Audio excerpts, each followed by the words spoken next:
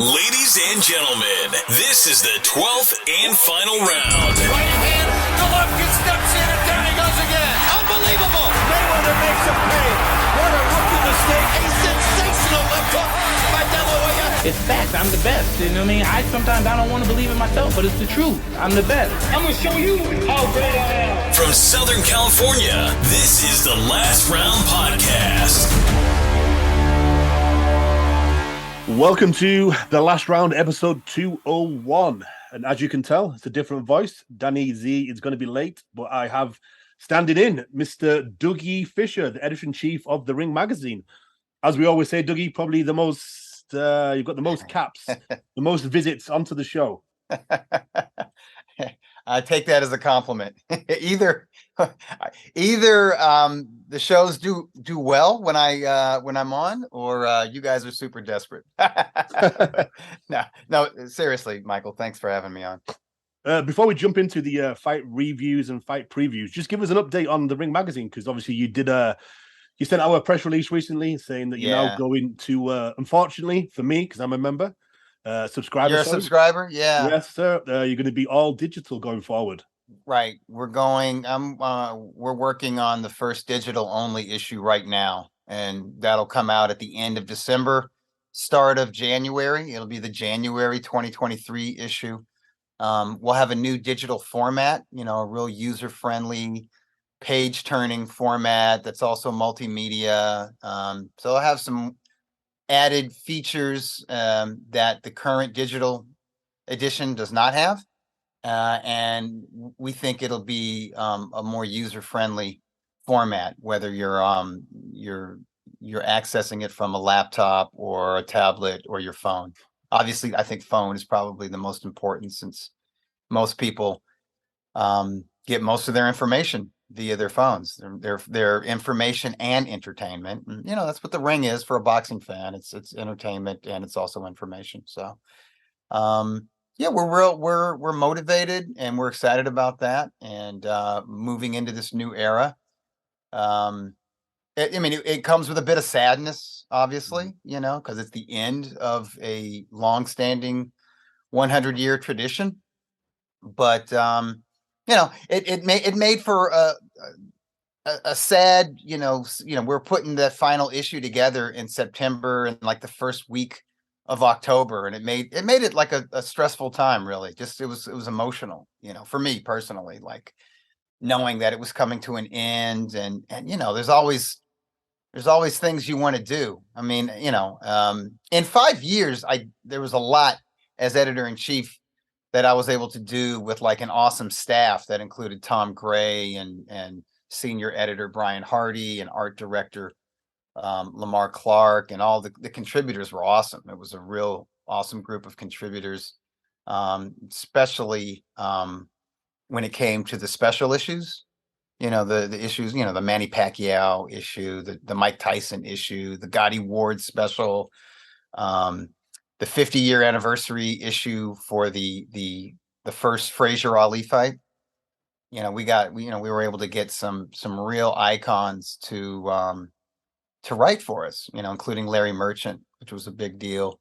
I think for the Larry Holmes special, we had Jerry Eisenberg pen the article on the Larry Holmes's fight with Ken Norton, epic, heavyweight title winning effort against the great Kenny Norton. And it's pretty cool to have writers who are, Hall of Famers many times over, who are almost as old as the publication. You know what I mean? I think both guys are like 92 or 93 years old. So the magazine is actually just, not that much older than they are. So they've seen it all, really, and it was real special kind of interacting with them and kind of getting them to pen articles, to pen really special features for the Ring. So, but there's always stuff you still want to do, you know what I mean? So there was, there were concepts that I had for special issues that maybe we'll see it happen. Maybe we'll see that these concepts, I'm not going to tell you what they were, but maybe we'll see those those concepts come to life in a book form or something like that, or just a special, one-shot treasury edition, But it is sad. It's the end of an era, not having a monthly Ring magazine publication. It really is. Off the top of the head, couldn't you remember the most sold issue ever of the Ring magazine? I have no idea. I know during my tenure, it was just 5 years, just the last 5 years. The Mike Tyson special sold out. The Manny Pacquiao special sold out. The Four Kings special sold out. Maybe it went into. I know it went into second printing. I don't know if it went into a third printing. It might have, but those were probably our top sellers of the past 5 years. And then sometimes we were surprised, like, because you don't find out with we have the subscribers, and then we have the issues that went on sale on the newsstands, right? And you don't get that information on those magazines, those sales for like months. It comes in like months later, because it's kind of like a trickle effect. They can sit on those newsstands for a long time, for a couple months, and people see it. Oh, they buy it. But so you have to wait like maybe like half a year, like 6 months after they actually first appeared, in a 7-Eleven or a Walgreens pharmacy or a Barnes and Noble bookstore or wherever people get their magazines these days. But there were some issues. There was an issue with Canelo Alvarez on the cover, and it was like, who does he fight? I think it was after he fought. I think it was either after he fought Danny Jacobs. Yeah, I think it was after he beat Jacobs, and it was like, who's next for Canelo? And he's on the cover, and in the background you could see like Callum Smith, Demetrius Andrade, Gennady Golovkin, and maybe Jaime Munguia or something like that. And I remember we weren't that happy with the cover, and we weren't that excited about the content of the magazine. And I think I wrote that cover story, as a matter of fact. And I was like, all right, it was just kind of, I wasn't especially proud of it or whatever. And then, a year later, we found out like that was the bestseller off the racks. You know what I mean? And, meanwhile, like, via social media, when the issue came out, it was like people were like, oh, Canelo on the cover. Oh, that's just a golden boy decision. And who cares? And what, I don't know. It was like negative, you know what I mean? It wasn't like overly hateful or whatever, but it was just like, I don't know. There was some kind of like Canelo burnout, at the time. It was, people were, whatever. Golovkin fans were still butthurt over Golovkin losing that rematch, and so they didn't want to hear or see of Canelo. And it was, it wasn't that long, following the, the positive drug test prior to the Golovkin rematch. And I don't know, it just seemed like there was, people weren't like, it didn't seem like, at least according to boxing Twitter, my Twitter timeline, didn't seem like people were like, they wanted to receive this magazine or they wanted to go out and buy it, right? And I don't recall hearing a great response from the subscribers either, because when subscribers are super excited, they're the first ones to get the magazine. They get it like weeks before it goes on sale, right? And if they're happy with it, if they're excited about it, the first thing they do is take a picture of it as soon as it comes in the mail, and they put it on Instagram or they post it on Twitter or their Facebook. And I don't recall like that much excitement with that particular magazine. So as soon as we could put it out of our mind, we put it out of our mind. And then, at the end of the year, or maybe a couple months after the end of the year, going into the next year, we got like a top 10 from the printer, saying, or no, from the circulation manager, saying these are the top 10 selling issues of 2019 or whatever. And I think that was number one. And we're like, what the hell? Okay, whatever. Thought people hated it, but it's kind of a reminder. There's different audiences in boxing. There's different, and that was probably like a casual viewer, maybe, Canelo been around, had been in enough big fights, probably starting with the Mayweather fight. That was 2013, right? And then he had fights, whatever. He fought Miguel Cotto in 2015.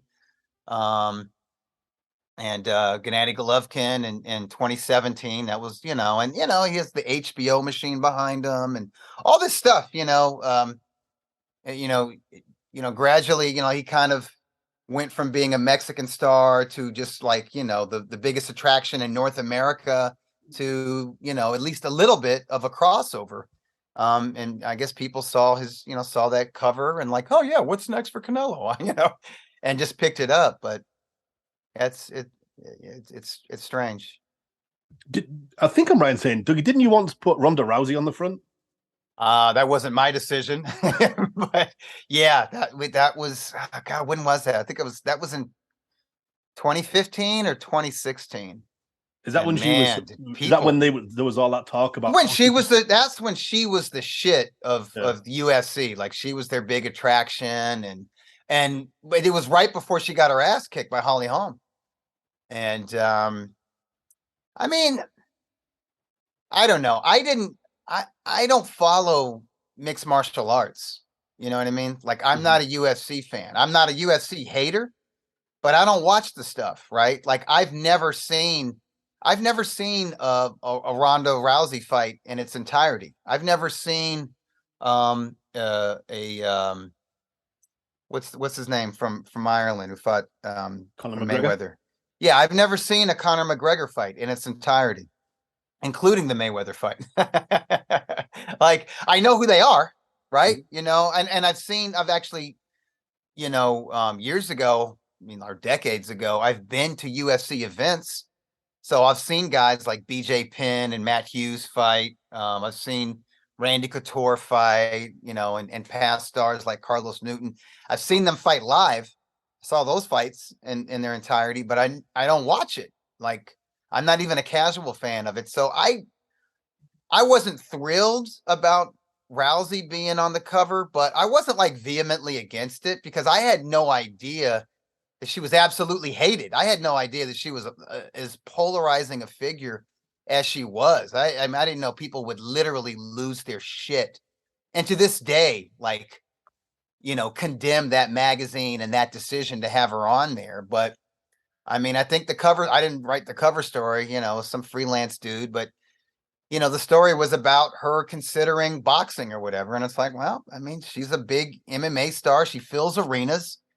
She's a crossover star. If she came to boxing, I mean, that would have been a big deal. I mean, turns out she can't box, you know what I mean? But I mean, isn't that what got her fucked against Holly Holm, who was a great, a legit Hall of Famer in boxing, was trying to stand up and box her, and she gets kicked in the side of her head for her troubles.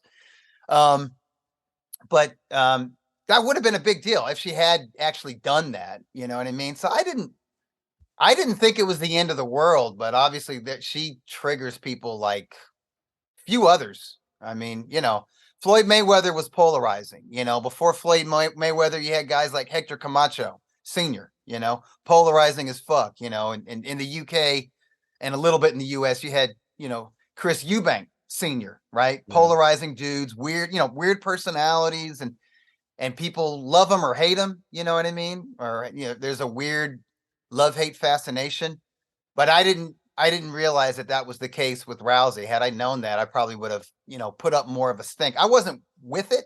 Like I wasn't saying, hey, good idea when that decision was made. Because I wasn't the editor-in-chief at the time. I was like associate editor. Oh, okay. But really most of my focus was on the website at that time. So I was just kind of like, whatever. But then, I mean, after a while, the people who kept bitching about it, they just seemed like whiny assholes to me. It's just like, get over it, man. She was on the cover, on one cover, and that's it. It's over. Next month, there's a different person on the cover. I mean, what the fuck, If that drives you from being a subscriber, so be it. If you hate the ring forever because of that, so be it. And to me, it means you're like childish, shallow, and weird. There's a lot of weird motherfuckers out there in terms of combat sports fans. Like they get their panties twisted over the weirdest shit and they don't let it go. And I don't get it. I mean, I think at once upon a time I could like argue with them and fight with them tooth and nail. But I mean, I'm in my 50s now, and I'm just like, man, fuck off. Who gives a fuck? You're whatever. You don't like this. I mean, get the fuck over it, dude. This is not that important. You know what I mean? There's more important things.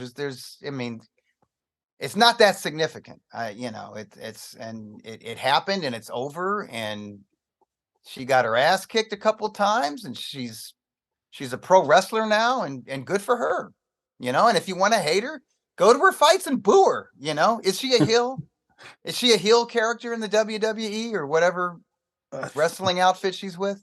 I think she is. Yeah, so that's what she's there for. Go boo her if you feel that fucking strongly about it. But whatever, don't continue to boo the ring. Just, if you hate us for her being on that cover, just leave us the fuck alone. You can move on. I don't know. I still get it every now and then. Didn't you have Ronda Rousey on the cover? And I'm like, yeah, bitch. What about it? What the fuck?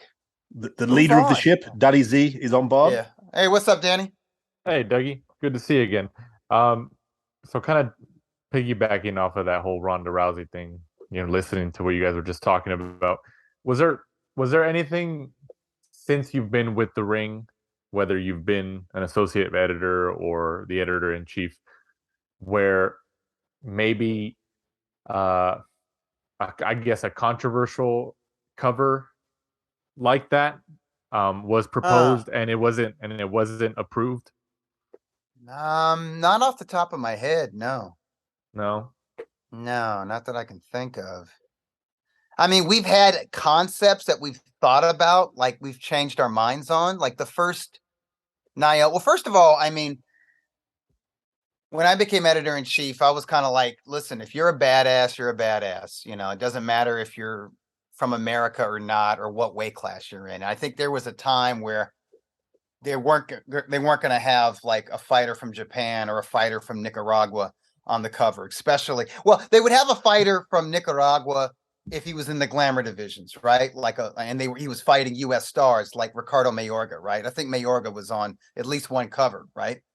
But in the past, I don't know if they would have had like a Chocolatito on the cover, because they're like, he's too small. He's he started out as a straw weight, and then it was a junior flyweight, and then it was a flyweight. And, even though he was Ring Magazine flyweight champion and pound for pound at one time, I don't know if the decision would have been made to have him on the cover, because the thought would have been he's unrecognizable in the United States, until he started fighting on HBO more regularly, but that kind of came, obviously that came late in his career.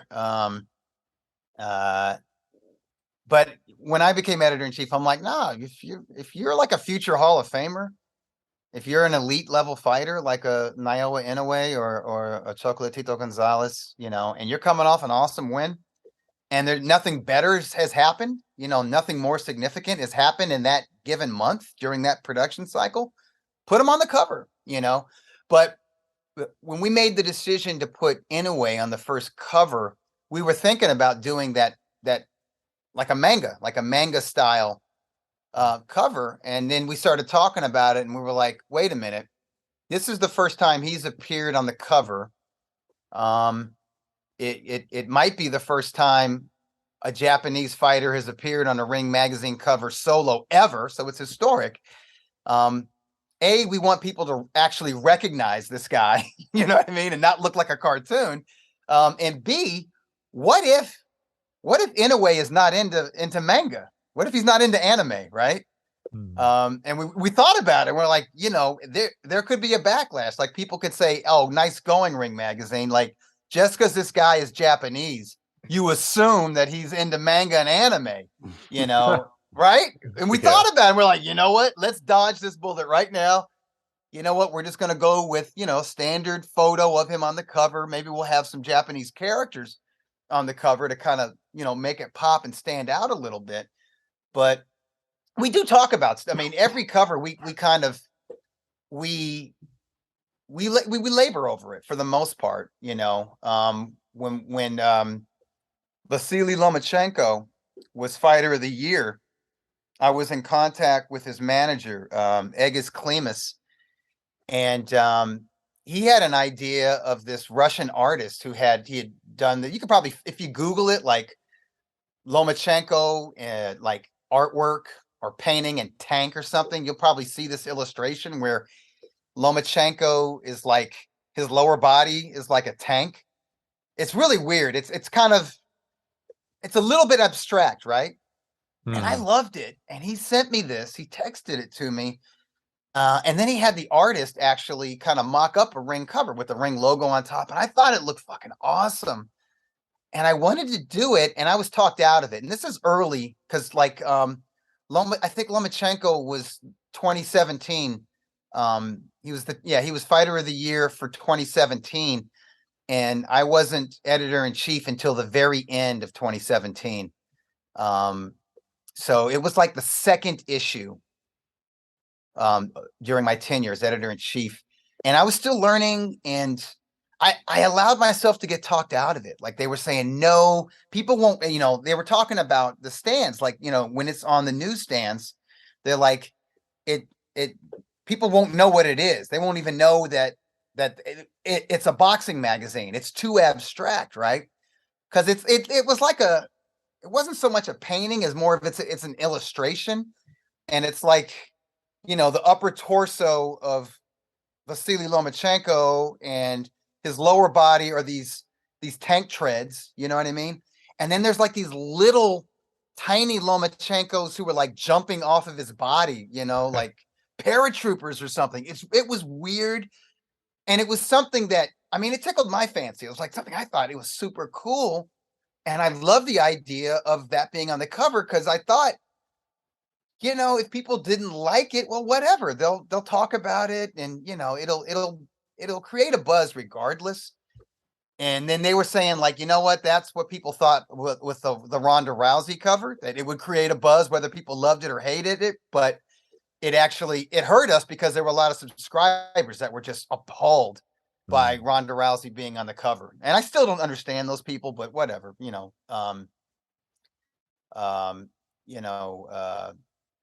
I'll let it be, they're them, I'm me, and I don't get them, but they were saying people won't recognize it. They won't recognize the fighter. They won't recognize it is a fighter. They won't associate it with boxing. Don't do it. And so we just went with like a standard photo of, victory shot of Lomachenko on the cover of that Fighter of the Year issue. But I regretted it. Like a couple years later, I was like, no, man, we should have went for that. Like we should have, like, I don't know. I wish I would have fought it more. I wish I would have pushed for it more. And the final issue, we went through like 3 or 4 different concepts for that issue. The first concept we had was like, we were just going to it was actually going to be like names and phrases and stuff like that. You know what I mean? Like the names of all the greats, the fighters who had appeared on the cover the most, like Muhammad Ali, Sugar Ray Leonard, what have you, whoever, Jack Dempsey, all the, from the 20s all the way to the present.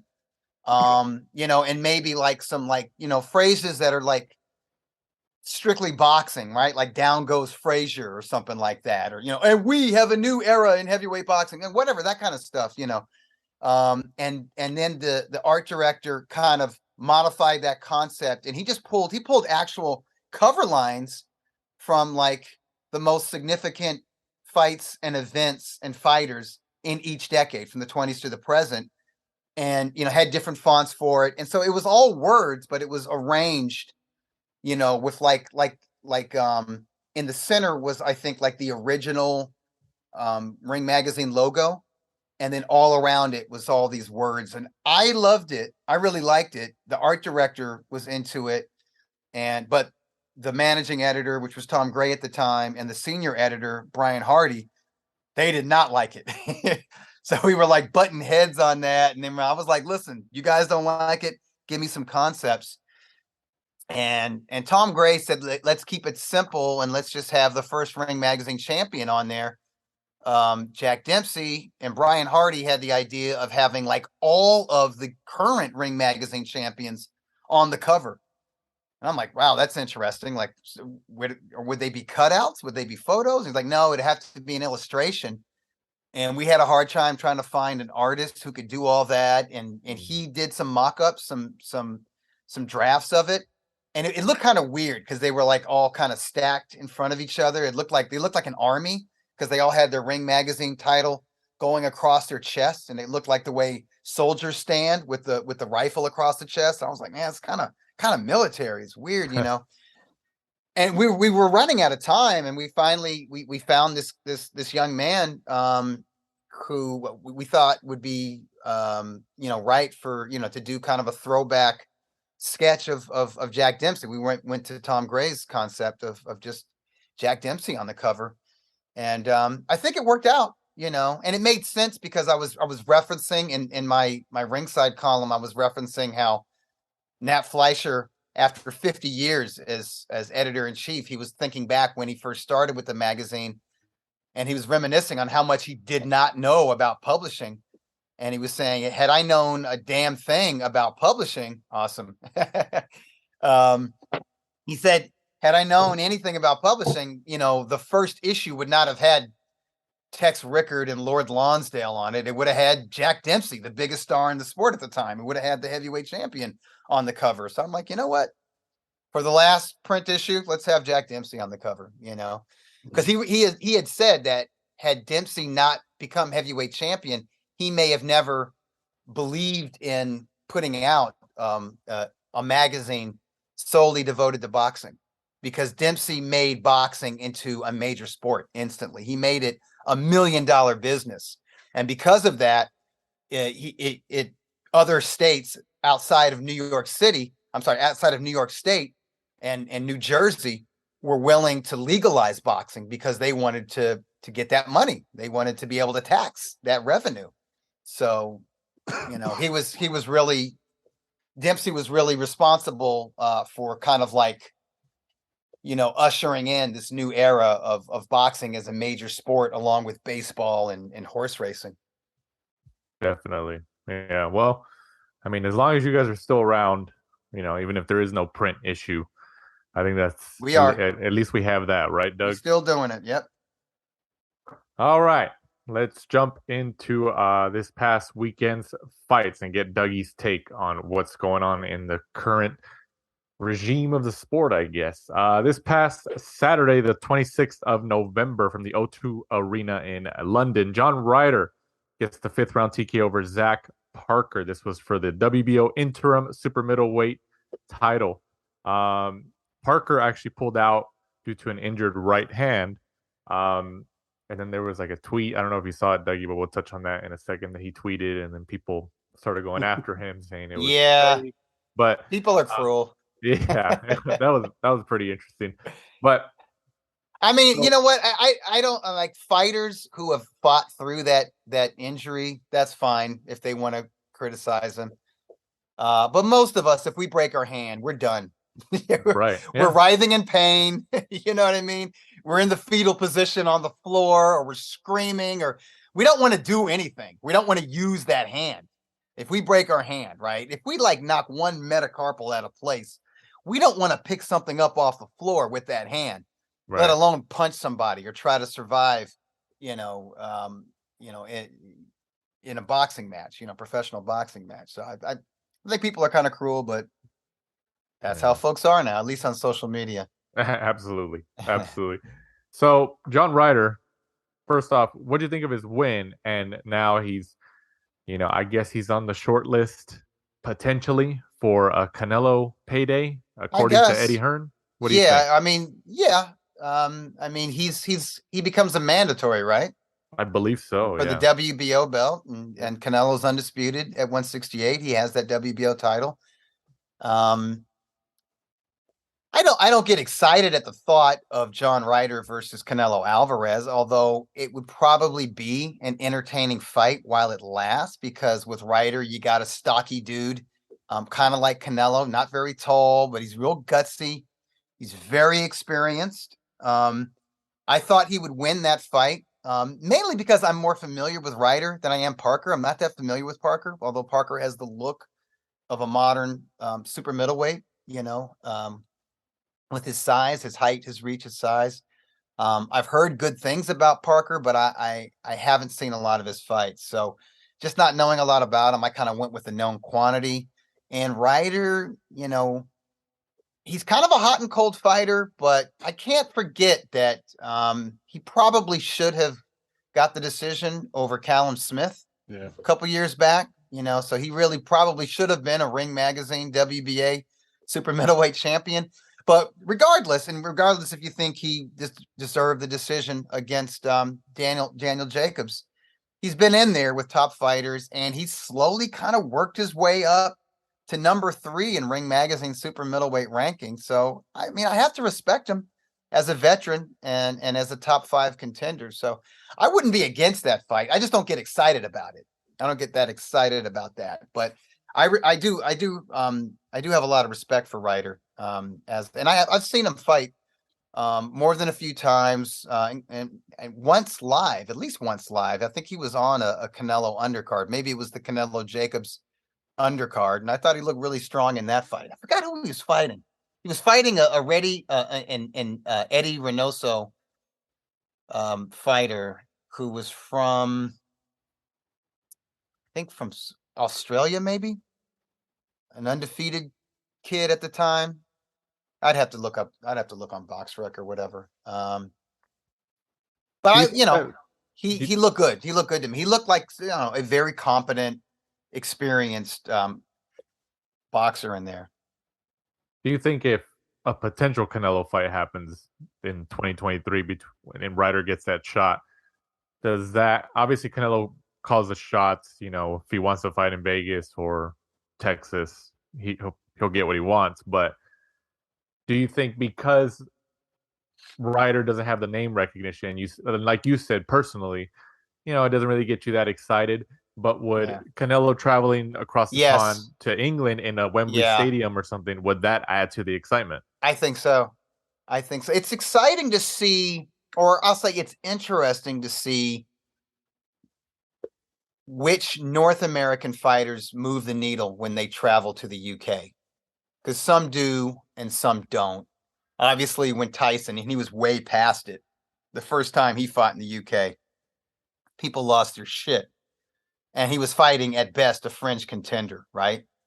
The fight went like 2 rounds or whatever. But people went crazy.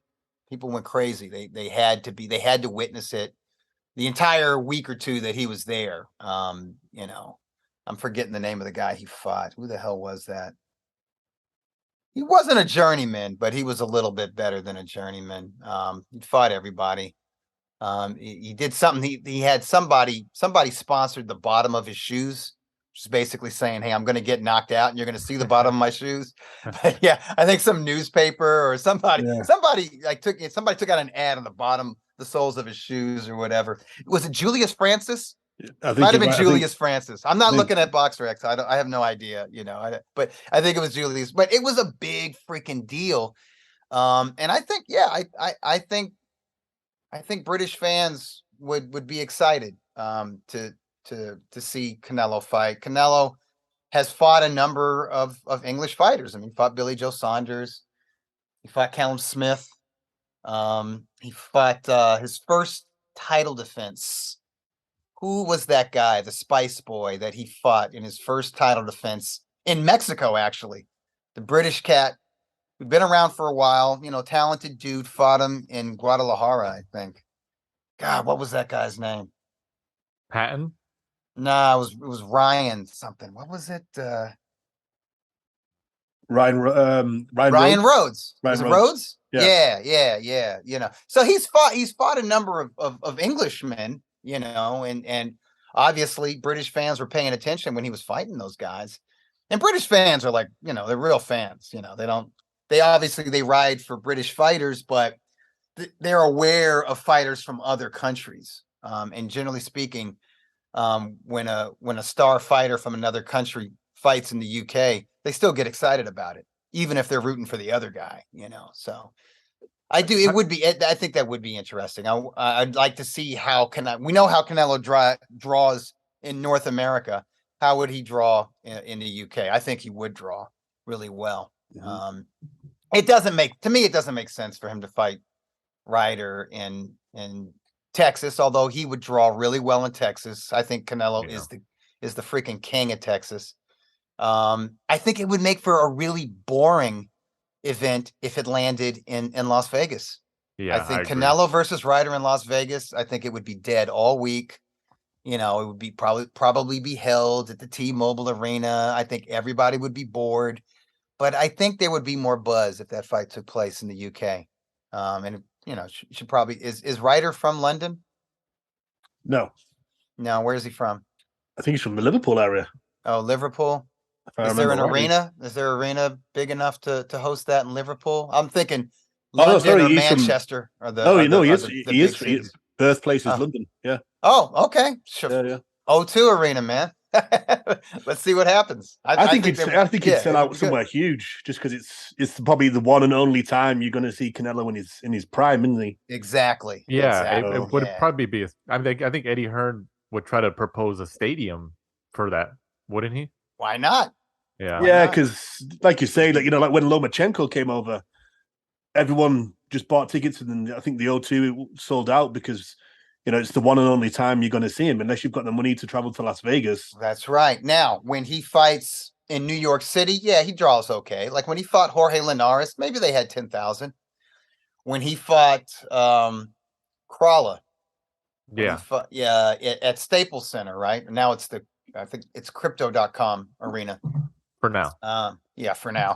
Right. That's probably not going to last, right?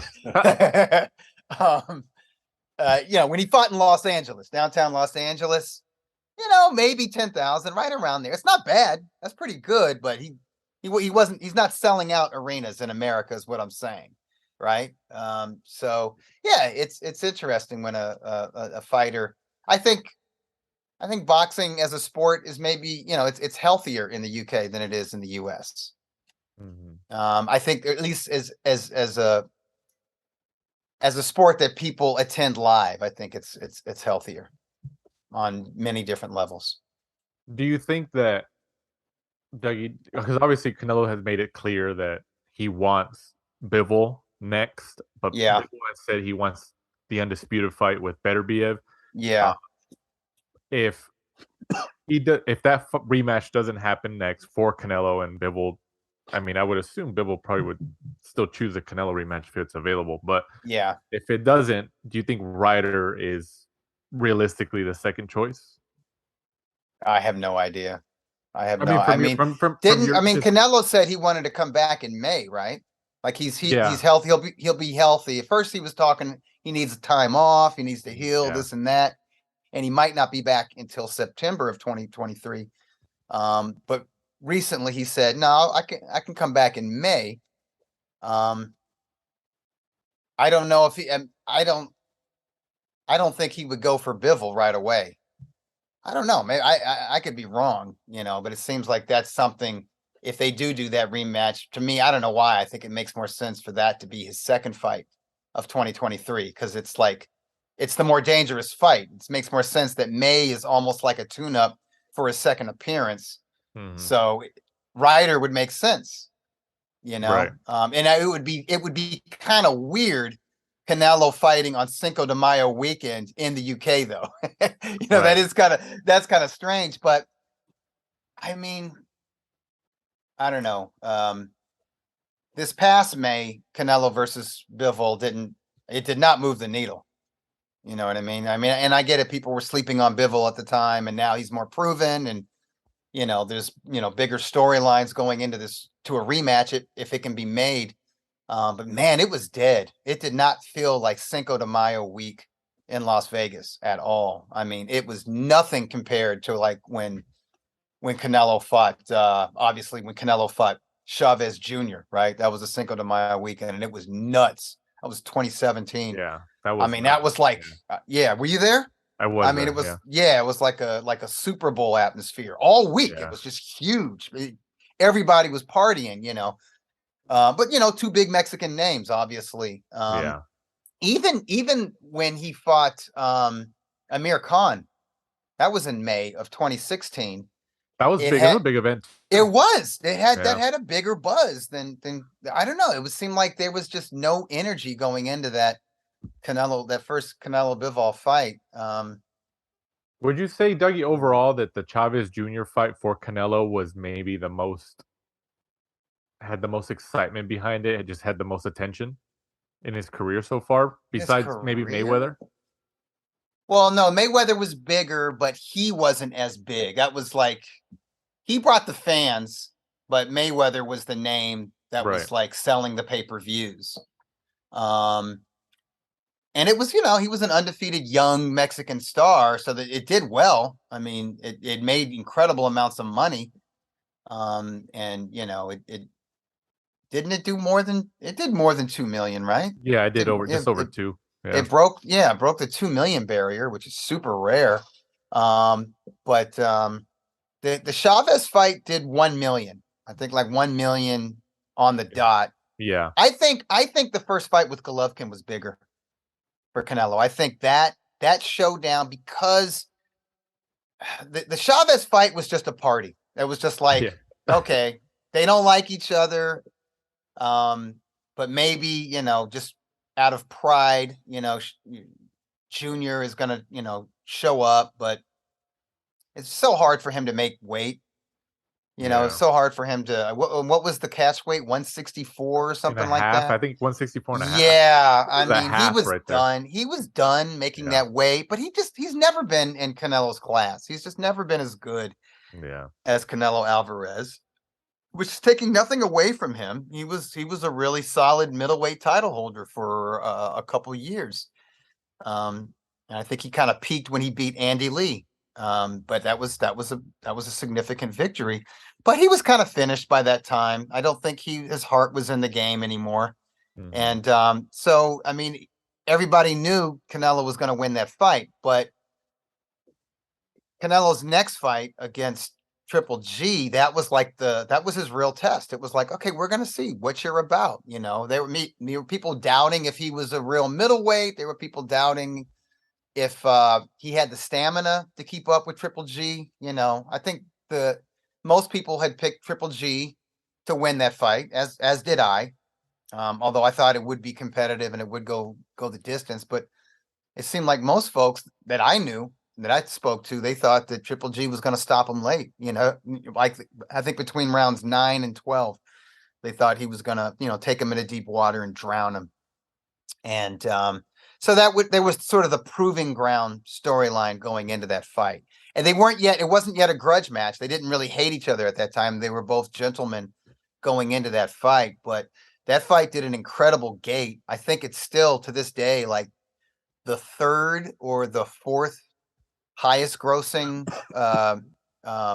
in terms of the gate, the largest live gate in Nevada history. Yeah, maybe there's been a fight to come along that's pushed it back a little bit, but I know it's in the top 5, which is saying a lot for a non-heavyweight fight, and a non-heavyweight fight that doesn't feature an American fighter. Right. It's a big deal. It got a guy from Kazakhstan versus a dude from Mexico. And that arena, the T-Mobile, was absolutely packed. People had paid a lot of money to be there to witness it live, and the pay-per-view did over 1 million. I don't know how much over 1 million, but I think it did more pay-per-view buys than Canelo Chavez. So I would say Canelo Golovkin 1 is probably his biggest event of his career. Moving on, also on this past Saturday from the Wembley Arena in London on DAZN in a heavyweight clash, Dillian Whyte gets the majority decision win over Jermaine Franklin by scores of 116-112 twice, and then 115-115. So Jermaine Franklin, some people think that he deserved the decision. He obviously made his concerns known on social media following the fight. He was pissed. He said he was robbed, and he's got a right to feel that way. I didn't score it round by round, but just watching the fight, I thought it could go either way. I thought it was like a drawish type of fight. But if I had to give, one of the heavyweights the edge. To me, it was Franklin, because that dude's got hands. Yeah. He was letting his hands go. He's a lot better than I thought he was. I liked his jab. I liked his jab to the stomach. I liked his combinations. I liked the fact that he would take a big shot or two and come right back every time. And despite his physique, he doesn't have like a body beautiful or whatever. I thought his stamina was pretty good. He gassed out in the late rounds, but to me, Dillian White looked gassed out, like he looked tired too. But the problem with Franklin was that he allowed himself to get hit with some big shots. And I don't think he was necessarily hurt, but they would knock him back, would knock him off balance. He would take a couple steps back or kind of back up into the ropes or whatever. And he created the impression that he was seriously getting shifted, seriously getting moved by Dillian White. And you can't do that in the fighter's hometown with the crowd rooting that guy on and that. And, there's the argument like, well, Dillian White was landing the big shots, the heavier shots. So, if you favor that over volume punching, that's what you favor. And obviously 2 of the judges did. I thought the 115 card was fine. But again, I didn't score that fight round by round. I was just watching it and just kind of enjoying it. But it was a tough break for Franklin, but it was a good showcase for him. It was a proving ground for him. We know that he can hang with, like a top 5 heavyweight. And for Dillian White, it's making me think he's getting he's not shop worn, but he's on his way. Yeah. There's a lot of wear and tear. Yeah. A lot of mileage on that fighter's odometer. What did you think of the setup, Dillian White and Buddy McGurk? I don't know if they're working out. I don't know I don't think so either. He doesn't listen. He doesn't, I definitely think Callum Smith is working out better with Buddy McGirt than Dillian White. And here's the thing. Callum Smith was willing to travel to the US and to train with Buddy for a long time, for several weeks at a time here in the US at Buddy's home gyms, right? And I think with Dillian White, he's got his own folks training him, and then Buddy McGirt comes in, like, I don't know, 2 weeks before the fight or whatever. And that can work for some fighters. I don't know. Actually, I don't think it's working for Dillian White. But like I said, maybe Dillian is at that point where it doesn't matter who's training him. Like his body may not respond the way he wants it to himself. What he's thinking of doing, maybe he can't react the way maybe he doesn't have the reflexes he used to have. He doesn't look as sharp as he used to look. And I think sometimes when you've been in so many wars, and this is what it looked like to me with White. I thought there were some close rounds that I scored for, and again, I wasn't writing this down on paper, but in my mind, I was saying to myself, okay, Franklin wasn't landing all of those punches, but I think he probably deserves to win that round because White was just content to stand in the pocket and block shots. Like he's comfortable being attacked because he's been in so many wars. He doesn't stress out. He stays pretty relaxed. And you can hit him with the shot and he'll be like, okay, you got me with that one, but I'm going to block these others. I'm going to catch these other punches on my shoulders and my forearms and my gloves. And then I'll throw 1 or 2 hard shots in return and then go back to my shell or whatever. And it's like, I've seen that with fighters that have been in a lot of hard fights where it's like, they just ain't worried about it. Even if they get hurt, right? They're just like, all right, I'm hurt. I've been hurt before. My head will clear, and they don't panic, and it's cool. They survive, but that's not a good sign. You need to be sharp. And I'm remembering Dillian White from some years back. Man, he used to have a super sharp jab. Yeah. And he was tucking his chin behind that jab, and he was using his legs to get out of range and then jumping back in range and landing his shots, and I don't see that guy. I didn't see that guy against Jermaine Franklin. I'll put it that way. I think when you reach that point, man, maybe it don't matter who's training you. Right. Do you think, who do you think would be, because obviously Franklin, with fighting somebody with the caliber of White's class. He kind of put himself out there now, like, oh, okay, who's this Franklin guy? To tell some people in the heavyweight division who might not know who he is, like, hey, maybe I should fight this guy. Yeah. Who do you think would be a realistic matchup for him in 2023? I don't know. Here's to me the dream is like two top American heavyweights fighting each other. So it'd be Franklin against what's his name from Toledo, top ranks heavyweight. Milton? No. It's from Toledo, Ohio. I have no why. I'm getting old. I'm punchy just via osmosis, watching so many damn fights. I think I've got pugilistic dementia. Anderson, man. Jared Anderson. Jared Anderson. God, yeah, Jared fucking Anderson, man. Undefeated. He's talented, very confident. But he's never been in there. He's never been 12 rounds with, an experienced contender like Dillian White. Right. Franklin didn't win that fight, but he's got that experience now. So, okay, Franklin ain't undefeated. Big deal. He got one loss. He's got that degree of being battle tested that Anderson doesn't have yet. I think that would be it would be an excellent matchup. I really do. And they both guys got hands, man. They got nice, good jabs, nice combinations. They're good to the body. They're good from a distance. They're good in the pocket. That to me would be like a dream fight. Two top American heavyweight hopefuls. Yeah. I'd love to see that. Also on the card, another heavyweight matchup. Fabio Wardley remains undefeated with a third-round TK over Nathan Gorman, who takes the second professional loss of his career. This is for the British heavyweight title. Yeah. What do you think about Fabio Wardley, Dougie? Wardley, I think he's a work in progress. I think they he didn't have an amateur background to speak of, right? No, zero. Latecomer. To me, I can see it. I mean, he's a physical specimen. Obviously, he's a good athlete. He's tough. But he looked. I mean, he fought who he fought, right? And he did what he was supposed to do. But I see a lot of holes in his game. I think he needs to get more rounds. He needs to get more rounds. I don't think they should rush him at all. I think this was a good step, but I think they should take all of next year to develop him. And I think the goal should be not necessarily who he fights or climbing sanctioning body rankings, which I know all these guys think about, and that's just part of the business, and that's okay.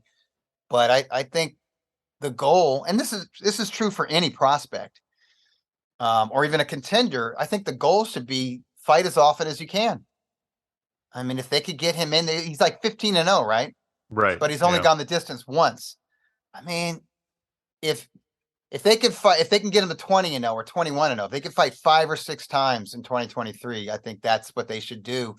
And it's like, test him with different styles, test him with guys who are going to give him rounds, either because of their style, because they're defensive or they're mobile. They're going to run around the ring and we're going to see how he cuts the ring off, or because they're just ridiculously tough and they're going to stick their nose in there and they're going to test him in that regard.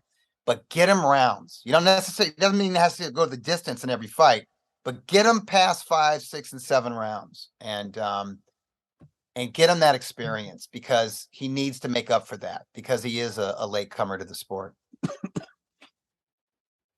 And then from the Los Angeles area here in Southern California, from the Dignity Health Sports Park in Carson, California, the War Grounds, a Fight TV pay-per-view.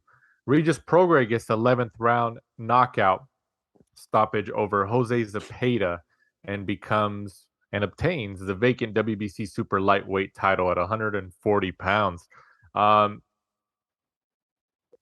I thought I think like a lot of people, I thought this was going to be a little bit more competitive. Mm-hmm. It was still an exciting fight. I was very surprised, and you tell me if you agree or disagree with this, Dougie, that Prograis with the lack, I guess, of activity that he's had over his career, at least since his Josh Taylor fight, he's still he's still a very dangerous guy. And I Oh think my he showed God, that he's on the most Saturday night. dangerous. He's the most dangerous, man. When people were saying Josh Taylor should be off of the pound for pound list because he looked like shit against Catterall, right? Mm-hmm. And I agree, he did, and most people thought he lost that fight, and he did. He dropped in the Ring Magazine's pound for pound, but look, officially he did get the win, right?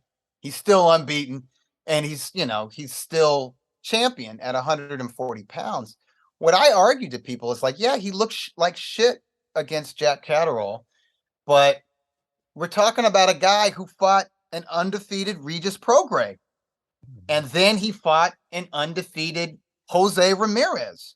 When he fought these guys were Ring Magazine's #1 rated junior welterweights. And I give him a lot of credit for fighting, for taking on Prograis. And, I give Prograis just as much credit because both guys participated in the World Boxing Super Series, right? So they were in a tournament where they had to fight tough guys, and they probably knew they were going to face each other in the finals.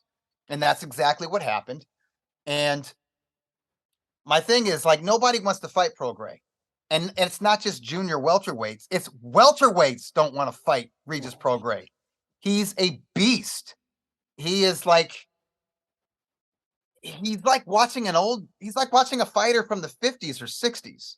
Mm-hmm. Even, like, honestly, he reminds me of a badass from the 1930s. He reminds me of Henry Armstrong. Okay. Now, he doesn't throw as many punches as Henry Armstrong. He's not that kind of volume puncher, but he's got that natural fighting style. He doesn't have like this super polished, like, guy who had like 200 amateur bouts, right? Like, if you looked at Zepeda, he was very composed. He was looking to counterpunch, but he had that classic, even though he's a southpaw, just like Prograis, he had that classic stand-up boxer style, right? You look at his hand placement and everything and the way he threw his punches. Prograis just throws his shots the way he throws his shots. And sometimes he's off balance, but he gets his balance back instantly, right? And then he's always ready to punch. It's not textbook. His technique is not textbook, and yet he's skilled because he understands pacing, he understands distance, he has got great timing. But really what sets him apart from the other world-class fighters out there, especially in the 140-pound weight class, is his tenacity, it's his willpower.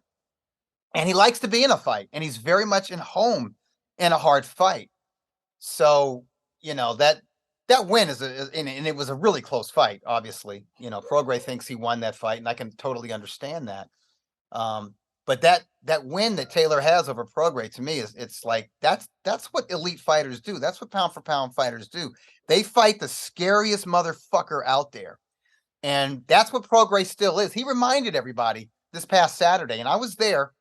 I was, and I didn't like sitting out in the cold for 6 hours. I really didn't. I was not comfortable, but he's worth it. That matchup was worth it.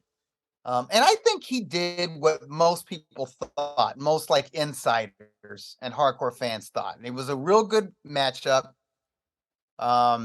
Maybe 50-50, maybe more like 60-40 in favor of Prograis. I do think he was the odds favorite. But it was like, he's going to be busier, and he's going to land the harder shots more often and just wear down Zepeda. That's what happened. A decision would not have surprised me, but I'm glad that he got the stoppage, and won in decisive fashion. And I'm glad he's reminded people that he's the man. For the time being, Josh Taylor is the champion. He's the lineal champion. He's the Ring Magazine champion. He still has 1 or 2 of the belts. He's let some of these belts go. But, Prograis declared himself the man at 140, and I agree with him. Even though he has that one loss to Taylor, to me, he's seen, because we haven't seen Taylor since that shitty performance against Catterall, you're only as good as your last fight. And right now, Prograis looks like the most formidable junior welterweight out there. And, and I'll say this, he's a really smart guy. He's real cool to talk to. He's very real and down to earth, and he's a really good interview. Like, he's a very thoughtful interview. He's somebody who, and not all fighters are like this, but he's one of these guys that he's a bit of a historian, and he likes to watch old fighters and old fights, and he likes to read about old fighters. And I really respect that, so he's one of those guys I really like. I think he's one of the best interviews in boxing, and he's probably one of my, top 5 favorite fighters to watch. Yeah, I think we actually interviewed him in Carson, right, Mike? I think right there ringside after, I forgot which event, but didn't we grab him for like 15 minutes? Carson or LAFC, one of the two. I think it was Carson. Is it Carson? Yeah. I remember we grabbed him Yeah. a couple of years ago. So now that he has a belt, Dougie, are the other players at 140 pounds going to come out of the woodwork? Is he going to be able to get these fights, these big fights now?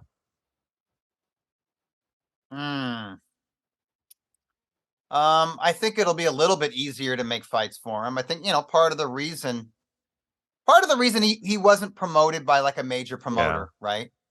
He's got like Richard Schaefer and Probellum behind him now, and Schaefer says that they can work with anybody, and I believe Richard when he says that. But just because they're willing to work with other promoters doesn't mean that other promoters are willing to work with them. And honestly, I've never thought that, and I could be wrong about this, but I've never thought that Jose Ramirez was ever that eager to face him. I could be wrong. I know Ramirez is a warrior, and you look at his record and he's faced lots of badasses. So I hope I am wrong about that. But even if he's willing to fight Prograis, is Top Rank and ESPN willing to do business with Regis Prograis without having some kind of options, without him, signing some kind of co-promotional deal? I don't know. It gets really complicated with especially men's world-class boxing these days. So it's hard to anticipate what kind of fights are going to be made because of all these divides. But, if you look at it this way, he has the WBC title, and you look at the top 10 contenders or the top 5 contenders of the WBC, there's some, I'm sure there's some notable people in the WBC rankings who are like, okay, you can fight me for your voluntary, or whoever works their way up to a mandatory position, even if they're promoted by a different promoter. If it goes to a purse bid situation, then whoever wins the purse bid gets the fight. Just like we had with this fight. Zepeda is co-promoted by Zanfer and Top Rank, right? Marv Nation and Legends Entertainment, they came up with the money to win the purse bid. So it was, they presented the fight. And maybe something like that will happen again against a notable opponent. I'm not going to hold my breath because I just know how, fighters just don't fight that often anymore at the world-class level. And B, folks are just more protective. They're just, nobody wants to take a loss. And here's the thing, against Prograis, your guy, if you're a manager, your fighter, it's not just that your fighter might lose to Prograis. Your fighter is likely to take a fucking beating against Prograis. Win, lose, or draw. You're not getting out of a fight. You're not going 12 rounds with Prograis and you unscathed. I don't care if you're Pernell Whitaker in there, man. It's gonna be physical, I'm sure they think about that, like, shit, they're like, yeah, he's got that green belt, but you know what? There are other belts out there. Let's go for those, or let's wait for Josh Taylor to move to 147 and drop those other belts. Let's go for those. You know what I'm saying? It's just like, that's how people think these days. It's just, and it was always like this in boxing, but it was less so a couple decades ago. Call me crazy, Dougie, but what about Prograis, Adrian Broner, 2023 on BLK Prime? I love it. You know what? That's true. You know what? That's actually not out of the realm possibility. Why not? I could see that happening. Prograis will punish Adrian. I don't know and I'm not a huge Broner fan, but I could see that getting pretty brutal, because here's the thing. At the end of the day, Broner is as battle tested as they come. He is tough. That dude is Cincinnati, Ohio badass tough, man. He's never been stopped. You can hit him with a lot. And the problem is he can't let his hands go in return the way he used to, especially when he was a lightweight. You know what I mean? So yeah, I don't see that going well for Adrian Broner, but that would move the needle a little bit. That would be a great fight for BLK Prime. If they're not put out of business by paying Crawford $10 million to Bud Crawford. Avanesian. Yeah, good luck with that, guys. Yeah, I'm rooting for you. Moving on to the fight previews. This upcoming Saturday, the 3rd of December, from the Tottenham Hotspur Stadium. I got it. In London, Tyson Fury returns as he faces again. What number is this? Is this number 3 against Derek Chisora for the WBC heavyweight title? Yeah. All right, Dougie. Do you want to see this again, or are you like no, a lot of other people? No, I'll pass. I'll probably watch it, but I don't know. It's good. I mean, Fury decided not to be retired at the end of the day. He threw some names out there. Proposed fights we knew were not going to happen this year. May not happen ever. And he winds up staying busy against Derek Chisora. And good for Tyson. I think he's going to look great. I think Tyson is still in his prime. I don't think he's had a lot of wear and tear. I mean, the fights against Deontay Wilder were punishing fights. But guess what? Those are the only punishing fights of Tyson Fury's career. Okay? Derek Chisora, on the other hand, he's not even 40, right? I think it's like 38. Yeah, I believe so. You can't even count on two hands how many wars he's been in. Yeah. He has been through the proverbial meat grinder. That dude he's way older than 38, okay? In fighter years. Let's be honest about that. I see I won't say a shutout decision in favor of Fury, but if it goes a distance, it'll be lopsided, right? At least 117, 111. But probably like 119, 109, 118, 110. Or it'll be a late stoppage for Tyson Fury, just like their rematch. Yeah. And here's the sad thing is, if it's a late stoppage, you know what I mean? It's like, or if it goes the distance. If it goes the distance, if it's a late stoppage, Chisora will have taken too many punches. Too many punches than he should be taking. I mean, that'll be the case. And you know what? He'll make. I know he's going to make a healthy payday. He's had a good career. I mean, he's fought freaking everybody. Yeah. I even forgot that he first challenged for a world title against Vitaly Klitschko. I mean, how many years ago was that? Took him 12 rounds. Yeah, and he made a good account of himself. But he's not that spry anymore. You know what I mean? I mean, he's a handful. I view him as a gatekeeper. That's what I view him as. He's a gatekeeper. And I'm glad he's going to get a shot at a future Hall of Famer and a reigning lineal and WBC heavyweight champion. But there's no way Chisora wins this fight. No way at all. So I just hopefully he doesn't take too bad of a beating. And who knows? If Fury might want to go in there and just play with him. Yeah. And just move around and go southpaw on him and flick a jab in his face and just kind of maneuver around him and carry him for some rounds and mug and do all that shit. And so maybe it won't be that. Maybe there's a gentleman's agreement. I don't know. There's another rubber match happening the same day that I'm going to be ringside for that I'm way more excited about. So it is what it is. Dougie, do you think we see before both of their careers are over? Do we see a Fury Wilder 4? I don't know. I don't see that happening unless both guys just are out of options. They can't make fights with anybody else. But the thing is that Alexander Usyk is out there, and I do think Team Usyk is willing to fight anybody. I think they would fight. They want to fight Fury. That's the fight they're going to try to make for next year. But I think Team Usyk would be willing to fight Wilder. I really do. I think they would fight anybody. I think they would fight. And listen, these are fights that he could lose. He's not a modern heavyweight. and as skilled as he is, it's not like he's untouchable in there. So I could see Usyk losing to Fury, Wilder, even Joe Joyce, even his old amateur rival. I could see him. Or did they fight as amateurs, or was that the World Series of Boxing? I think I know they fought in the World Series, maybe both. Yeah, both. So they know each other, but Joyce is dangerous, man. Joyce has gotten better. Honestly, I think Joyce is live against Wilder and Fury. You know what I mean? Yeah. And Anthony Joshua, for that juggernaut. matter. Yeah, dude, I love him, man. He's a badass. But I can also I can see. I mean, here's the thing: what makes Alexander Usyk special is not necessarily that amateur background and his skills and that dancing stick and move style that he employs so well. It's really his fighting spirit. He's a winner.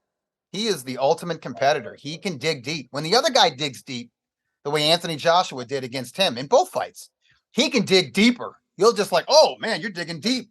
And he did the same thing with when Derek Chisora was pressing him pretty hard. He can dig deep and suck it up, and he figures out a way to win. If he can't outbox a guy, he can outgut the other fighter. So I'd never count him out. You know, I would not count Usyk out against Fury, Wilder, or Joyce. Those are all dangerous fights, but I think he's willing to fight those guys. So there's other fights out there for Fury as well as Usyk. But if for whatever reason those fights couldn't happen, if we can't get Fury versus Usyk, if we can't get Fury versus Joshua, or Fury versus Joe Joyce, and if we can't get Wilder against those guys and they don't want to retire, yeah, it could happen. But I do think those options would need to be exhausted. Yeah. Another heavyweight matchup on the card. Daniel Dubois, 18-1, goes up against Kevin Lerena. This is the WBA heavyweight title matchup. I'm not sure if it's like an interim or some type of regular. But whatever. It's something that moves them up the rankings, right? Yeah. They're doing something here. Yeah. So Dynamite Dubois. Obviously, he has that one loss that we were just touching on. Yeah. Joe Joyce. He got it from Joe Joyce. No shame there, right? So do we see? Where do you see Dubois in 2023, Dougie? That's a good question. I think call me crazy. I think Lorena's going to give him a fight. Mm-hmm. I mean, I know Lorena was a cruiserweight, so he's not a modern sized heavyweight. But he's South. I've never seen a prize fighter from South Africa that was not gritty as hell, that wasn't tough. And he hasn't been babied during his professional career. And I think Dubois is still, he was a really young prospect when he faced Joe Joyce. And I know Joe Joyce was also considered a prospect, but he had the deeper amateur background and he was more mature. He was older and just more mature, right? Yeah. So he was the man in that matchup. And I still view Dubois as a work in progress. And there may still be some lingering doubts in his head. I don't know what'll happen with Dubois is if he's in another tough battle. And I think Lorena is that type of fighter. He's a tough, he's a grinder. He's not a bad boxer, but I haven't heard many people say Lorena can give him a fight, but that's just my hunch. I think Lorena gives him a tough fight. So we'll really know kind of like what his 2023 will be like based on the results of this fight. If he blows Lorena out, that would surprise me really. But if he blows him out, I don't know. But I mean, I think he's being positioned by Frank Warren to become a mandatory for one of these sanctioning body titles. What's the minor title that he's fighting for, or that's on the line this weekend? The WBA. Yeah, it's the WBA. What, the WBA regular title, or is it like an international belt, or what? Supposedly Usyk has the WBA Super. Right. This is the one he took from Trevor Bryan. Right. So that's the WBA considers that a world title, but the boxing community calls it the regular title, the JV belt, the Reggie. Yeah. All the secondary ones Tank Davis has won. Yeah. Right. The secondary title. Right. Right. So yeah, if he keeps defending that, if he defends it a few times, like he's like the mandatory for that title. So, maybe, who knows? Maybe by the end of 2023, if whoever holds that WBA title, maybe he gets a shot at that title. Whether it's Usyk or, if Tyson Fury and Usyk fight and Fury wins, then maybe the shot at Tyson Fury.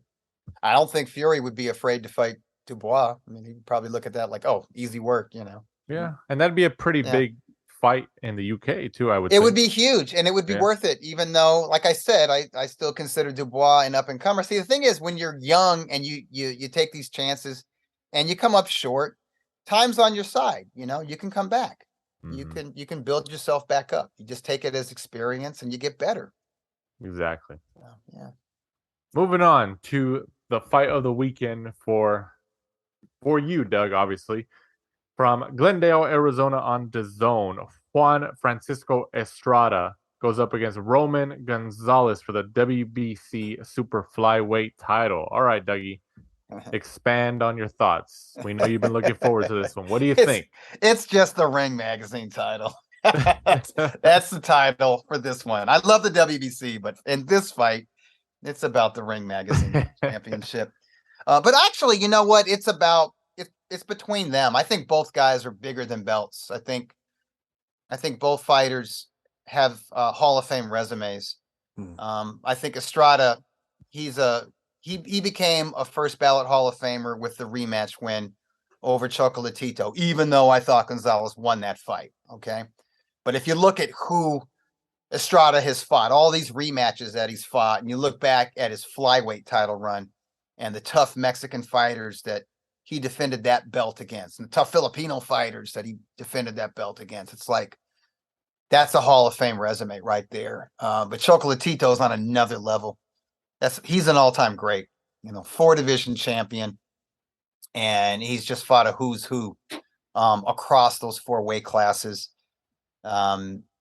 He's amazing. To me, he just has a little bit more than Estrada. He's just he throws a little bit more, lands a little bit more. He's the aggressor in the majority of rounds. I think whenever they fight, it's going to be hotly contested. I think it's going to be an elite level war for sure. It's going to go 12 rounds. It's going to be tit for tat, nip and tuck. They're going to be ebbs and flows back and forth. But I think when Chocolatito gets warmed up, he's fighting for 3 minutes of every round, and Estrada is fighting like 2 minutes of every round. And there's a minute's time in there where he's moving around. He's kind of jockeying for a position, looking for the right shot. And while he's doing that, Chocolatito, he's putting in that work, and he's putting it on Estrada. And he should have got credit for it in the rematch. And honestly, I don't think that was the best version. I mean, obviously, at Chocolatito's age, 35 is old in most cases for a flyweight, for a sub bantamweight fighter. You know what I mean? That's and he's got more than 50 fights under his belt. So you never know when he's going to hit the wall. You never know when the well will run dry. But he looked good to me in that fight against Julio Cesar Martinez in March. He looked like he had more zip on his punches against Martinez than he did against Estrada. And even though he wasn't quite as quick, his reflexes didn't quite seem as fast as I'm used to seeing from him in that rematch against Estrada. Like I said, once he got warmed up, he was still landing with authority. I think he's still one of the best in the pocket fighters in all of boxing. I think he's one of the best at blocking and countering. I think he's one of the best body punchers, one of the best counter punchers in the game. And obviously Estrada is an excellent boxer puncher. He can stick and move. He can fight in the pocket. He can fight while backing up, which a lot of guys can't do. Could punch on the fly. But I don't know. I just think, like he did in the first fight and the rematch, I think Chocolatito is just going to do a little bit more in the majority of rounds. And if the judges are honest, he'll have his hand raised at the end of 12 scintillating rounds. I mean, they're tied 1 apiece right now. Yep. So, I mean, how likely is it that whoever wins this fight, do we see a fourth fight down the line? I mean, listen, we could. Like, I mean, to me, I mean, these guys are like Barrera and Morales. Whenever they fight, they're like Barrera and Morales without the hate, without the spite. They're not nasty to each other, right? Even if Estrada wants to be nasty to Gonzalez, he's above all that. He won't do that. He doesn't play that shit. So, but they're elite level, like they're technicians and they're warriors, right? So they've got that beautiful blend that you don't see often. You know, you saw it with Juan Manuel Marquez, right? And obviously you saw it with Morales and Barrera, and when they shared the ring, you saw these great fights. You know, you saw the same thing when Barrera fought Marquez at 130 pounds, right? They're like that. It's that type of matchup. So whenever they fight, it's going to be great. You know what I mean? And sure, I can see that. But the thing is that the 115-pound division is so deep. Why not see them fight other guys like, you know, Ioka, like the winner of Ioka, Kazuto Ioka and Joshua Franco, right? Like, let's see some different, like Ioka, like Chocolatito, was a 4-division champion. Ioka is a Japanese fighter, and Chocolatito is beloved in Japan. Yeah. You know, he fought out there. He won his first title in Japan. He's made numerous title defenses in Japan. He's still co-promoted by Taken. You know what I mean? So that's an awesome fight, you know? And the young blood, the young blood of the junior bantamweight or super flyweight division. I know Bam Rodriguez dropped down to 112, but he'll probably be back to 115, and he would come up in weight for that fight if it was available for him for the winner of this rubber match. So I'd like to see both guys, you know, the winner and the loser of Saturday's fight some of the different guys, you know, in a very, very deep and talented division. Who's the guy who has 2 wins over Jerwin Ancajas? I think he's from Argentina. I like that guy. He would be a fun against either. Fernando Martinez. Yeah. Say there's a lot of good fighters at 115.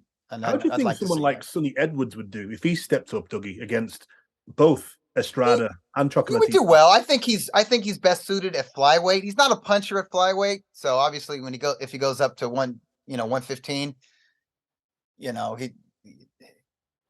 he would be at more of a disadvantage. But he's a gutsy boxer. I mean, I think, you know, he's right now he's Ring Magazine's #1 rated flyweight, and he's earned that position. And he can fight. He showed that against the Nicaraguan Alvarado. Yeah, Alvarado would have beat most flyweights with that effort. You know, even the elite ones. And he showed that he could fight off the ropes. He could take the pressure. He could take the power. He's not just a cutie in there. He's got a lot of grit. So I think he would mix well. I think he would mix well with them, but you know, there were other flyweights who've recently moved up to 115, like Junto Nakatani. And I think Nakatani's better suited to move up because he is he's big and he's physically strong. And obviously he's another guy, you know, that I'd love to see, you know, either Gonzalez or Estrada fight, you know. I'd like to see a round robin with these guys. And who's the guy? He was a 3-division. He's also Japanese. He was Ioka knocked him out in like 7 rounds in a real good fight. God, I'm spacing out on his name. But he had won world titles at strawweight, junior flyweight, and flyweight. And he's fighting. What's his name? Say it again. Is it the super fly? You've got Ioka, Nakatani, and Tanaka. Yeah, Tanaka. Yeah, that's another guy who's moved up from flyweight because he's big. You know, he moved up from flyweight to super flyweight.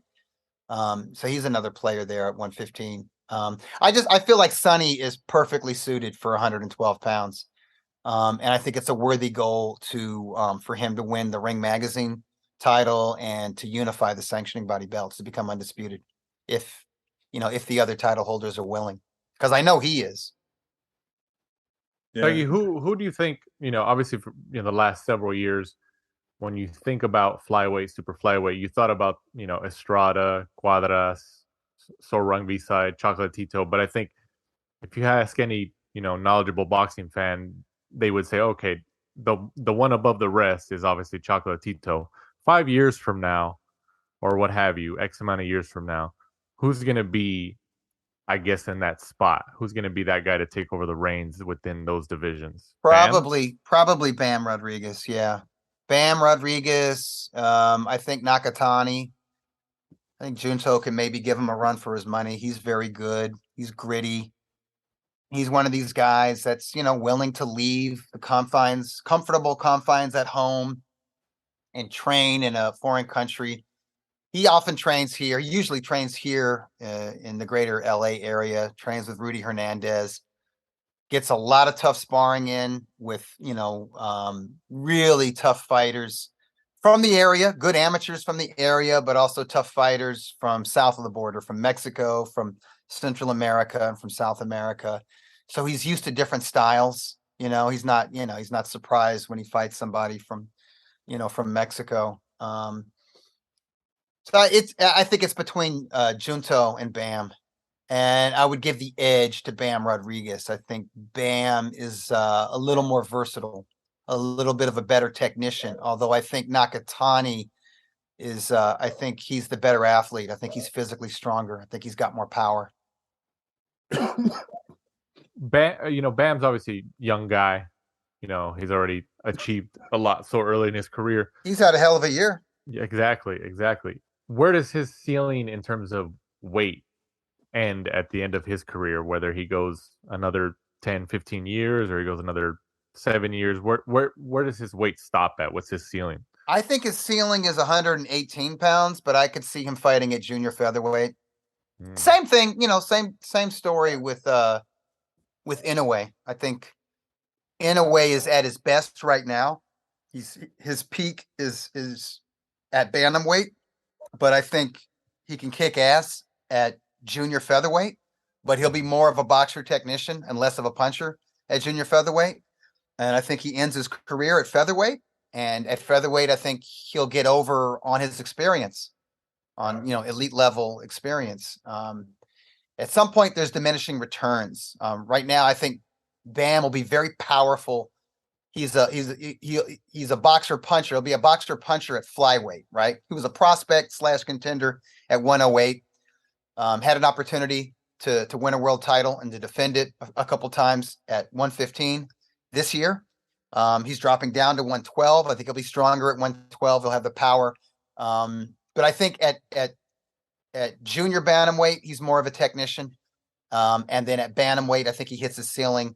I still think he'll be world class because he'll have the experience by then, but he's not going to be getting over on punching power. He's not going to be knocking guys out. He's going to be, he's going to be getting over on ring generalship, ring savvy.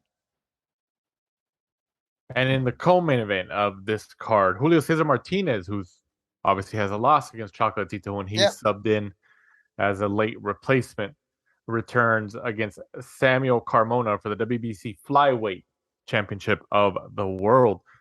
What do you think about this fight, Dougie? How does it play out? I think Martinez. I mean, he took a bit of a beating against Chocolatito, but it didn't look like a career-ending type of beating, a beating that takes a lot out. And he's had time to rest, just like Chocolatito was time to rest. That fight took place in March. I think Martinez he's one of the top 3 or 4 flyweights. Obviously, he's got the WBC title. He wants to hold on to that. I think he's going to kick ass. I think with the exception of Sonny Edwards, I think, and a few others, tough guys like Alvarado, I think he runs most flyweights out of the ring. He's too big. He's too strong. He's too crazy. He's too wild and unpredictable. And he's too tough. I mean, that dude could take a shot. Yeah. He could take it to the head and the body. Now, at some point, that mentality and that style burns the fighter out, right? But he's not there yet. And I think he'll gain confidence having gone 12 rounds with an all-time great. I think he's going to be like, okay, I'm back at my weight class. I had a full camp. Hopefully he makes weight, doesn't, come in overweight the way he did with Chocolatito. But I think when he's had a good camp, he's he's like arguably the most dangerous flyweight out there, physically speaking. Yeah, no, I agree. I think like you said, that the loss to Chocolatito doesn't really hurt him because he moved up in weight for that, and you know, he and it still was has a lot kind of late notice, you know. Yeah. I mean, maybe he was preparing for another fight or whatever, but it's different, you know. When you fight a great fighter, it can motivate you, but that can also be intimidating. You know, I think sometimes a young fighter kind of freezes a little bit or shows them a little bit too much respect or whatever. I think at some point it's not like he was overwhelmed, but he was like spellbound. He was like, where are these punches coming from? Yeah. And he just, he was kind of hiding behind this high guard and thinking, okay, how do I counter this dude? Like, he seems to anticipate every punch, and he's faster than I thought he would be. And I like, this is crazy. You know what I mean? So it was more of a cerebral thing. Like, he wasn't smart enough to come up with a solution to Chocolatito. And so he just kind of had to take a beating, but it wasn't a terrible beating. He wasn't like spilling blood, and he wasn't wobbling all over the place. You know what I mean? Mm-hmm.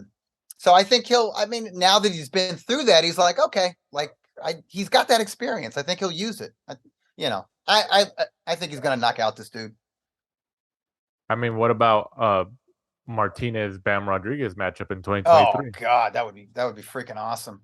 That would be an old school Mexican versus Mexican American showdown. Those type of fights used to be the biggest ticket sellers in Southern California, and in Texas, and they probably still are. That would be awesome. That fight. I'd like to see Martinez versus Sonny Edwards, because I know Sonny wants it. It's Ring Magazine's #1 versus #2 flyweight, so the Ring Magazine title will be on the line.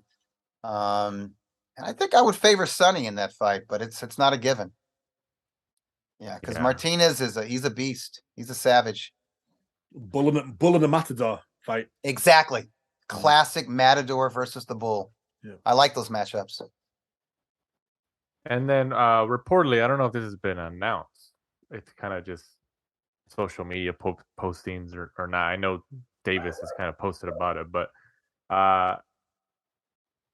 if it's announced, just let me know. But I don't know if I've seen something official. But Davis has said that he's returning January 7th in the Baltimore, Washington, D.C. area, which is Hector Garcia. Right. Yeah, I think that's official. That was officially announced. That's happening. Yeah. Yeah, which, I mean, that's a dangerous tune-up, you know. I mean, would you supposedly categorize it as a tune-up? Not really. It's the WBA secondary lightweight title holder against the WBA's junior lightweight title holder. Right. And Hector Garcia has had a really good year. I mean, I did not expect what happened when he fought Chris Colbert. Yeah. I thought Colbert was a stud, and I mean, he dominated that fight, didn't he?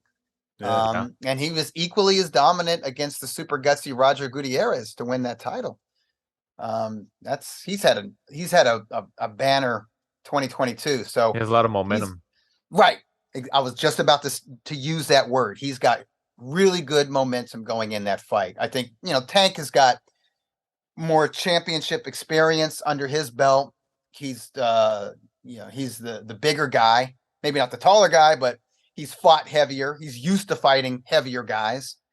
And Tank is an underrated boxer. He's versatile. He knows how to set traps, knows how to set up his power.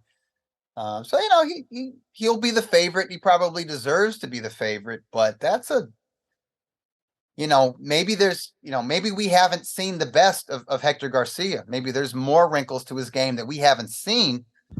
And we will see it against a talented veteran like Tank. I'm into the matchup. I like it. Dougie, were you one of those select people who received that anonymous text message? No. I did not. No, I'm not. I'm not in that loop. No, I'm. I mean, I'm not Dan Raphael. What do you think about that whole situation? Because I mean, Davis has tweeted and then he's deleted, and He I tweets and then don't. he deletes. Yeah, that's weird to me. That why the tweet and delete thing, but that's whatever. It is what it is. I'm a Tank Davis fan. Um, he has to do what he feels is best for his career, and he's fighting. He's got two formidable Garcias on his schedule now that he's not with Mayweather Promotions. So I can't argue with that. I'm like, I want to see guys fight the best. I wasn't really that excited about Davis versus Rolly Romero, but I am excited about Davis versus Hector Garcia. And I'll be even more excited if it happens, if we get Davis versus Ryan Garcia. And if he had to part ways with Floyd for these fights to happen, then so be it. Then I'm in favor of it. Although it's it would have been interesting, the build up to Tank Davis versus Ryan Garcia, because Ryan's promoted by Oscar De La Hoya. That would have been kind of interesting. Yeah. That would have been an interesting storyline because their promoters were such heated rivals, at one point, and probably still don't like each other, So that would have been kind of interesting. That would have been kind of fun, but I'm more into the matchup. I'm more into the actual fight than the build up to the fight. So fingers crossed it happens. But if Hector Garcia scores the upset, I'm happy for him. Kudos to him. Now the whole Ryan and fight, Viva Dominican Republic, Exactly.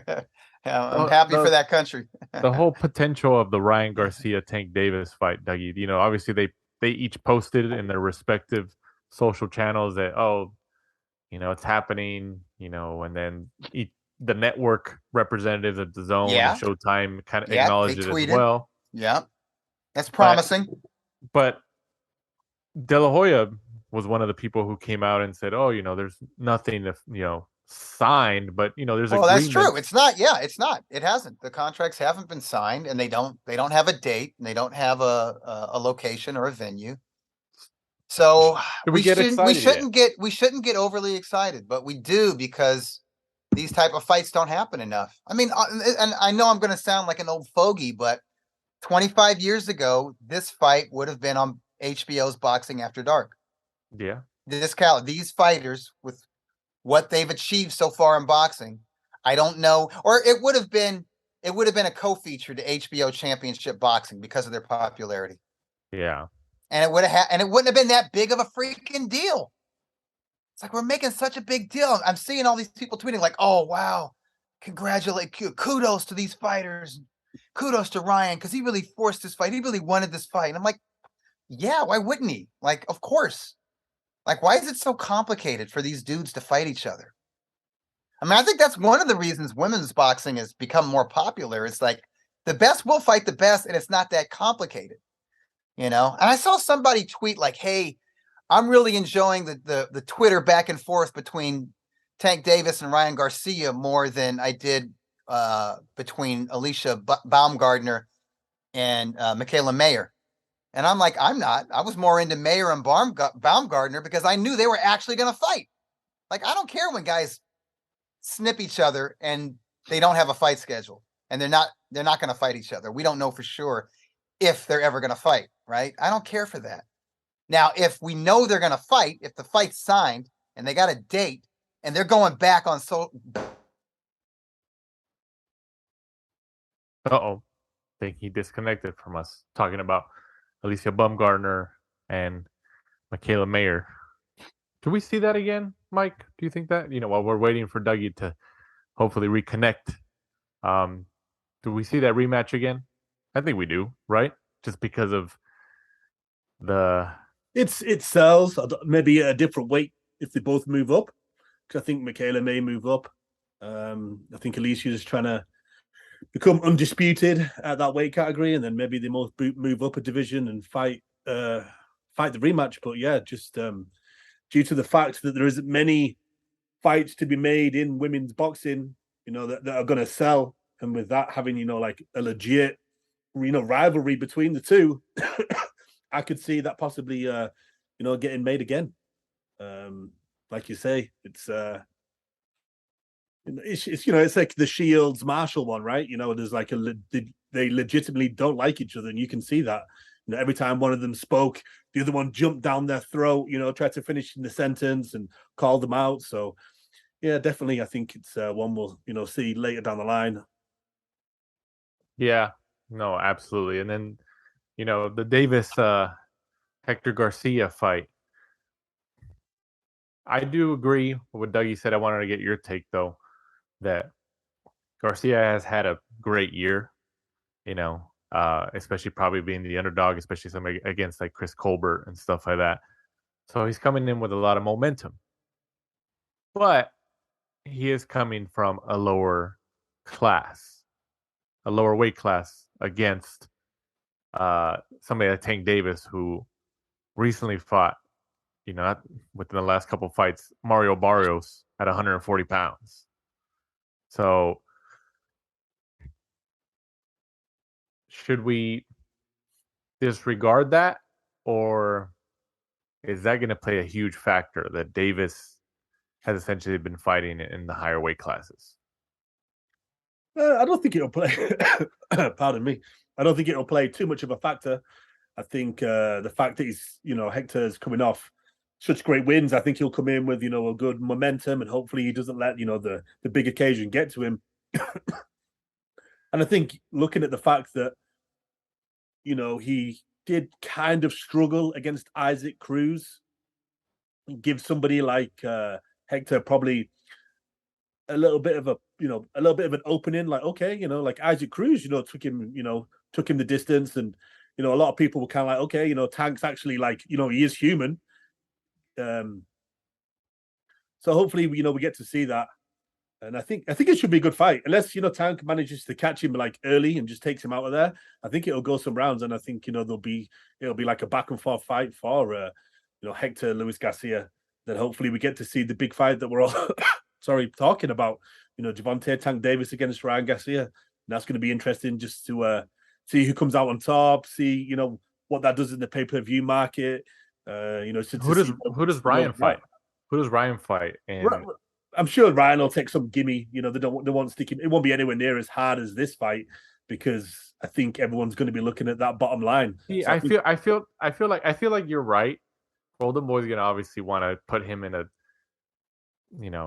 highly probable matchup that, like, okay, you should win this easy matchup. But I feel like Ryan is that he's in that mentality now where he's like, I need to show people, if he's fighting somebody who's got the pedigree of Hector Garcia, with the momentum that Garcia has, Hector, I feel like Ryan would be like, I need to fight somebody too that, kind of has similar, like a similar resume. I mean, maybe I'm wrong, but I feel like with Ryan's, he's in that social media age, in terms of not just, I'm talking about the timeline, but I'm talking about the actual age, years on Earth, where he lets a lot of that criticism get to him, and he reads social media posts all the time, and he lets it gets to him. It gets to him.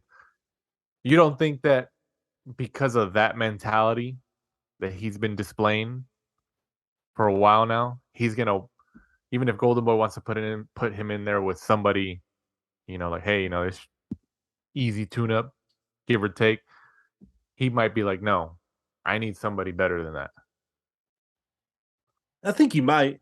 I think they're going to probably want to protect their payday. They might even stick him in there with someone that looks good on paper, for example, like someone 20-0, 20 knockouts, but they're too small, too slow, not powerful enough to really test Ryan. But to, like, the casual boxing fan, as everyone always says, they look amazing on paper. I just hope we get it made after getting this far. I'm still not, and what everyone was talking about, it's definitely. I'm not optimistic yet. I'm not. It's. I think honestly, it's one of those fights where we'll believe it when we see them both on fight night walking down to the ring. One's in the blue corner, one's in the red corner, and the referee's like, "Let's go." Then we'll believe, because I do like how Dougie said, he's like, it's kind of unfortunate that if the one thing that's unfortunate about Tank Davis and like splitting up with Mayweather Promotions, if it is true, which a lot of signs point to it is true, is that we're not probably going to get Mayweather and De La Hoya together involved in the promotional aspect of Davis and Ryan Garcia, which sucks because he's right. That would only add to the mystique and to the promotion and to the marketing of that entire event. But, it is what it is. But maybe, do you think that Davis, maybe that was a sticking point? He's like, he was kind of butting heads with Floyd Mayweather Promotions in terms of like, De La Hoya. Now we're not going to work with them. We're not going to work with Golden Boy or this, and that. And maybe that was one of the contributions to this, split that we haven't got a complete confirmation, but, he's tweeted stuff. And he did tweet, send me the termination papers, which kind of indicates like, okay, are you still signed to them then? You didn't get termination papers, or, are you still signed? But supposedly TGB Promotions is the promoter of record for this fight, this Tank Davis fight against Hector Garcia in January. So I don't know. That's just something to think about. But it also sucks. Like I said, I repeat, we're probably not going to get Mayweather and De La Hoya involved together in the promotion of Ryan and Davis, because I think there's a lot of people who would tune in just to see those interact again on the stage, right? Exactly. No, exactly. Yeah. All right. Well, looks like Dougie had some. We had him for pretty much the entire show. We pretty much made it all the way to the finish line. So, if you're listening to the whole episode here, Dougie, we obviously appreciate anytime you come on here on the last round. Follow Dougie Fischer at Dougie Fischer on Twitter and Instagram, and Ring Magazine on social media as well. Check out the ringtv.com. Is it just ringtv.com? It's not like ringmagazine.com, right? I think it's Ring Magazine, yeah. Yeah. And Ring TV, right? And ringtv.com. Check them out. Obviously, Dougie's still the head cheese in charge over there, still keeping it going. Don't forget, we have merchandise available. Check out our sweatshirts and shirts at Fit Warrior brand. It's on our links, our linktree.com on our social media sites. Click it. Has all of our stuff on there, how to find us, how to listen to us. I know we had a holiday last week, so we had no episode, but we're back. We've had a couple non-week episodes the last couple weeks, so we apologize for that. Trying to get back into the groove here. But before we sign off, again, this week, Mike, go ahead and let them know where they can find us and follow us. At The Last Round 12 on Instagram and Twitter. Be sure to join us next week. We'll be previewing Josh Warrington, Luis Alberto Lopez. Terence Crawford is back, fighting David Avanesian, and Teofimo Lopez is also back against Sandor Martin. A big weekend of boxing, Saturday the 10th of December. Yeah, finishing this year in boxing with a bang in the month of December. So for once again, our big thanks to editor-in-chief of the Ring Magazine, Dougie Fischer. He's been on several times here on The Last Round. We always appreciate his contribution to our show. From my co-host, Michael Shepard, I'm Danny Z. This is The Last Round. Thanks for supporting and listening to the show. Follow us at The Last Round 12 on social media. Rate, review, and subscribe. This is The Last Round.